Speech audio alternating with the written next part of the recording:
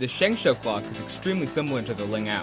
They're the same size, they both have a blue color scheme, the gears look identical, and they were both designed by weaves.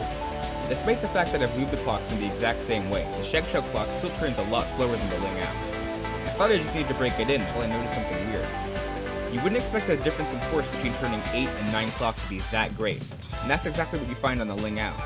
On the Shengshou, however, going from 3 to 4 pins is a huge difference. It gets very hard to turn when all 4 pins are up.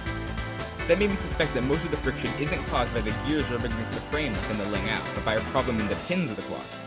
Turns out that Shengshou made a mistake in their magnet design. With my LingAo, you can see that the magnet system consists of 2 parts, a small magnet on the pin and a disc magnet on the clock frame. When the pin is pushed down, the magnets go inside each other, but don't touch, which means that they don't slow the clock down when it's turned. In the Shengshou clock, there are 2 disc magnets. When the pin gets pushed down, they contact each other and make it really hard to turn. It's kinda funny that the one thing they changed from the LingAo made the clock so much worse. Now, does this mean that you shouldn't buy the Shengshou clock? If you're not planning on magnetizing a clock yourself, then it's still worth it. The Shengshou clock is 10 times better than the LingAo without magnets. But if you're really serious about clock, then you should either buy a clock magnetization kit or buy a pre-magnetized clock. I hope Qi doesn't make the same mistake. Imagine developing a clock for this long and it turns out worse than the one from Rubik's. Oh.